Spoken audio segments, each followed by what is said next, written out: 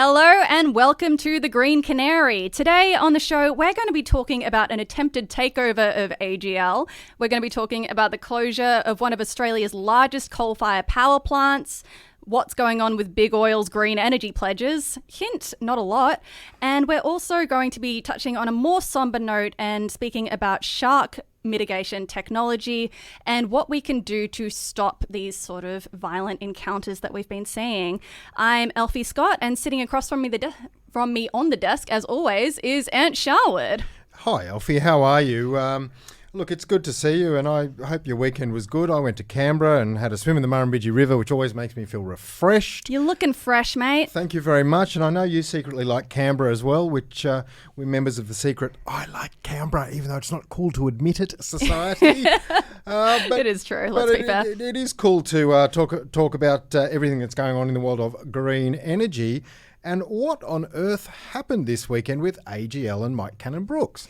Yes. Okay, so this is a very interesting story. I'm sure most of you have seen this by now. But basically, on Sunday night, you may have caught the headlines about billionaire Mike Cannon-Brookes teaming up with the international fund manager Brookfield and putting a bid on AGL for a takeover. So that was over the weekend. But by this morning, we got the news that AGL had rejected their offer because they're saying that it materially undervalues the company.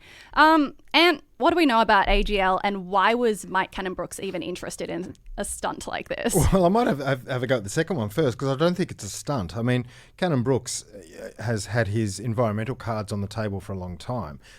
He pledged money to renewable energy companies before COP. I think he offered $500 million towards those who are developing technologies.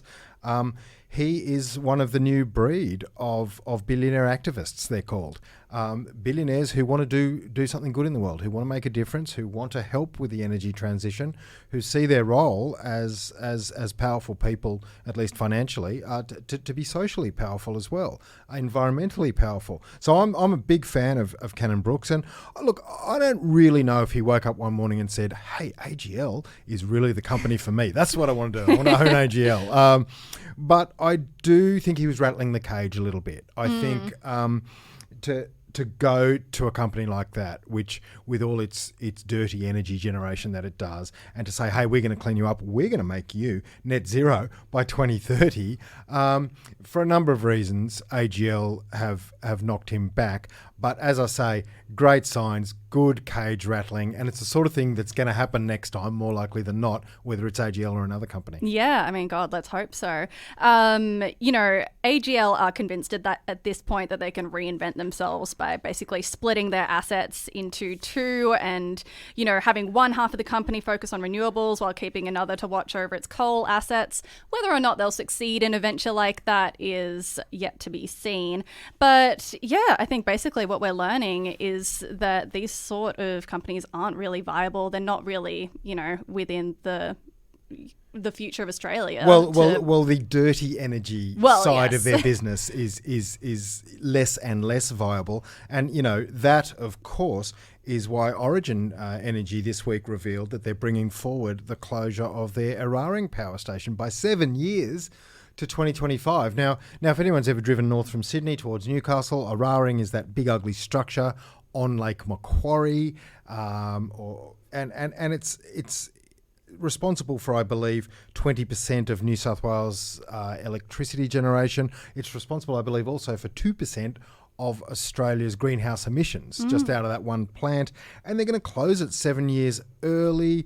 Now, interesting times in the Liberal governments around Australia.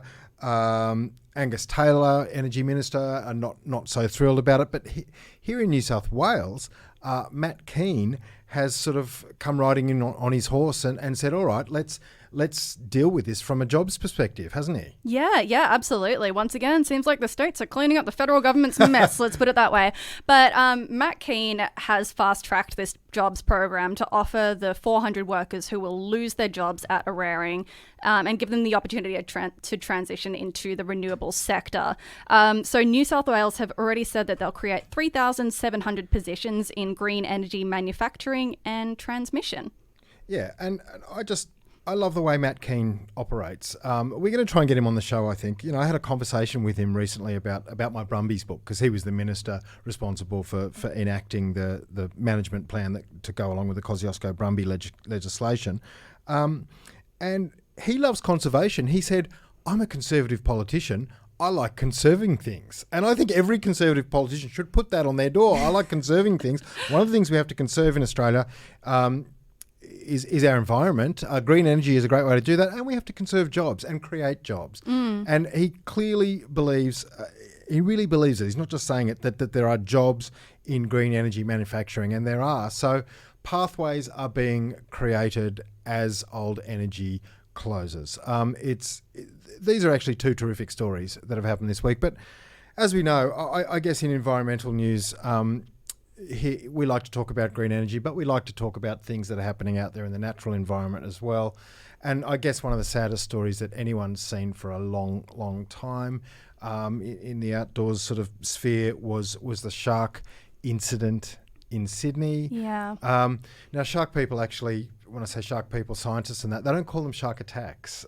They call them incidents, or they've got a few sort of words. The point being that a shark is not attacking a human. A shark is doing what a shark does, which is look for its next meal. Yeah. And in this case, it was horrendous, and it was so tragic to see. And we should say that, our thoughts are with the family of Simon Nellist, who was the 35-year-old diver and photographer who was tragically killed in this incident. But, since the man's death, there have been reports of people trying to hunt down the great white shark that was supposedly responsible in this occurrence. And that's also brought attention back to shark nets, especially because New South Wales has historically had the most enthusiastic uptake on this method, supposedly keeping swimmers safe, although that's deeply controversial. But this week, Ant, you spoke to Ali Jennings, who is a geoscientist and longtime campaigner against shark nets, and she works with Shark Conservation Australia, right? She's a volunteer with them, okay. But she's been a long-time campaigner actually with a lot of organisations. And I asked her, I think we need to go there every time we have one of these incidents. What is the deal with shark nets and other prevention methods? And I had a chat to Ali this week. We have in New South Wales across 51 beaches from Newcastle to Wollongong, we have the shark meshing program, which this year has its 85th anniversary. So since 1937, we have had nets at beaches. Only just in the last 5 years or so, we've had smart drum lines. So the shark meshing program, which I'll talk about first, as I mentioned, 51 beaches, Newcastle to Wollongong. The nets, basically, the best way to describe it is think of a tennis court net. That's literally what it's like. It doesn't go from headland to headland. It doesn't go from the surface of the water to the bottom. Sharks can swim under, around and over. And these are placed off beaches during the season, which is September through to the beginning of April. And they are basically, let's just say it's a government-sanctioned fishing program. It does not afford ocean users efficient safety. And as I've looked through the data over the years, we are now seeing more and more what they call non-target species. So when the government, Department of Primary Industries, who administers this program, they are literally targeting 3 target species of sharks deemed dangerous to humans. So whites, tigers, and bull sharks. What you now see in the data is we're seeing less of those caught and more of everything else. And this includes things like non-target shark species like critically endangered grey nurse sharks, hammerheads, which are considered to be endangered and threatened all across the world. Rays often make up huge numbers in the catch. You get even turtles. For instance, the most recent report that came out, because there's an annual report every year, there were 6 species of turtle caught in nets, and 5 of those 6 species are endangered. So that was Ali Jennings, who is volunteering with Shark Conservation Australia and happens to be a very amazing expert in all of this. But, there was also this story that came out of the shark attack, encounter, whatever you want to call it, because it turns out the Sydney Beachside councils had been promised these smart drum lines in the lead up to summer. And that was promised last year by the then Deputy Premier, John Barilaro. But they've only deployed those drum lines this week from Malabar to Little Bay in Randwick Council to try and trap those sharks and potentially trap the shark that attacked Simon Nellist. So trials with these smart drum lines have found that they're effective in catching and releasing sharks without killing them. But yeah, as always, the nets themselves seem to be ineffective and pretty controversial. Nets in New South Wales caught 375 marine animals last year alone. Most of them were not quote-unquote target species. They caught hammerheads, which are one of the rarest sharks in the world, and you don't want them caught. They caught rays. You don't want rays caught.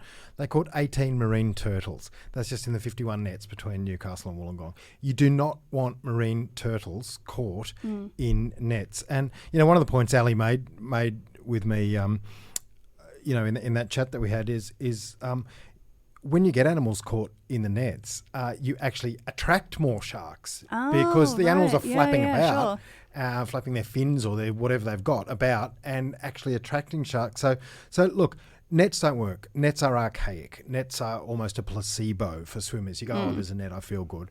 They are not the answer. Again, in part of our conversation that didn't air, smart drum lines, there are pluses, there are minuses. Don't have to go into those at too great a length, sorry. But the main point you made is drones. Drones. Send up drones especially at busy city beaches, and we can monitor sharks from the air. We have the technology that is by far the best and cheapest and most technologically sensible solution than any other sort of infrastructure we can put in place, which, again, to use that word, are pretty much a placebo for the public. Yeah, totally. I think that people are recognizing more and more as this technology becomes available that it's not a matter of being on the side of the sharks or the swimmers. There are ways of mitigating risk for people in the ocean that don't interfere with the ecology. That's exactly right. That's what we aim for. Drones are a pretty good way of that. All right, so totally.